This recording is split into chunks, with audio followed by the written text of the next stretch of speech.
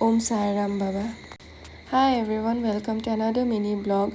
মা আৰু মই 3:30টাতে আমি ঘৰৰ পৰা ওলাই গ'লোঁ ৰেলৱে ষ্টেচনলৈ বুলি, যিহেতু আমি চিৰিলৈ গৈ আছোঁ। দেখিছেনে গোটেই ষ্টেচনটো খালী আছিলে। আমি প্ৰথম পেচেঞ্জাৰ বুলি ক'লেও ভুল নহ'ব। তাৰপিছত CSTলৈ গ'লোঁ আমি আমাৰ ৰুমৰ পৰা। এনেকৈ দেখিছে CST ৰেলৱে ষ্টেচনটো ইমানেই ধুনীয়া, মোৰ তাত গৈ খুবেই ভাল লাগে। মানে ষ্টেচনটো চাই থাকিব মন যায়, ইমান ধুনীয়া ডিজাইন, পুৰণি ডিজাইন এইবিলাক ভাল লাগে। মা আৰু মই তাতে অলপ দেৰি থাকি ভিডিঅ' কৰিলোঁ। তাৰপিছত আমি বন্দে ভাৰত ট্ৰেইনখনত গৈছিলোঁ শিৰডিলৈ। সেইখন 6:20 আহিছে আৰু এক্সপিৰিয়েঞ্চটো খুবেই ভাল। বন্দে ভাৰতত গৈ ভাল লাগিলে, কমফৰ্টেবল হয় আৰু পূৰাপূৰি 5 ঘণ্টা লাগিলে আমি গৈ পাওঁ মানে শিৰডিলৈ।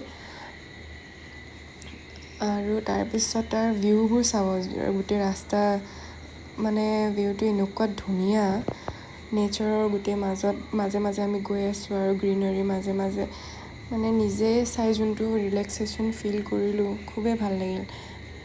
এইটো ভিডিঅ'ত ক'ব নোৱাৰি আৰু কিমান ধুনীয়া পৰিৱেশ উপভোগ কৰিলোঁ। আপোনালোকে নিজে দেখিলে মানে আৰু ভাল লাগিব আপোনালোকৰ। এনেকৈ তাৰপিছত হোটেলত চেক ইন কৰিলোঁ, অলপ দেৰি ৰেষ্ট লৈ আকৌ মন্দিৰলৈ গ'লোঁ। দ্বাৰকামাইত সেৱা কৰি সমাধি মন্দিৰলৈ গ'লোঁ, মেইন মন্দিৰত বাবাক দৰ্শন কৰি আহিলোঁ। খুবেই ভাল লাগিলে মনটো, যিহেতু এইবাৰ প্ৰথমবাৰৰ বাবে মই গৈছোঁ। আগলৈও যাতে বাবাই আশীৰ্বাদ কৰক, গৈ থাকিব পাৰোঁ শিৰডিলৈ মাজে মাজে।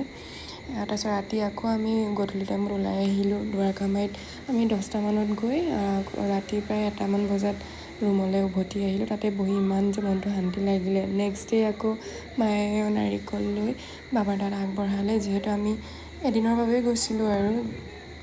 আকৌ আমি প্ৰসাদালয়লৈ গৈ প্ৰসাদ খালোঁ বাবাৰ, ভাল লাগিল খাই। তাৰপিছত আমি সেইদিনাখনে ৰিটাৰ্ণ হ'লোঁ। বাবাৰ মূৰ্তিও লৈ আহিছোঁ লগত মায়ে। থেংক ইউ ফৰ ৱাচিং দ্য ভিডিঅ'।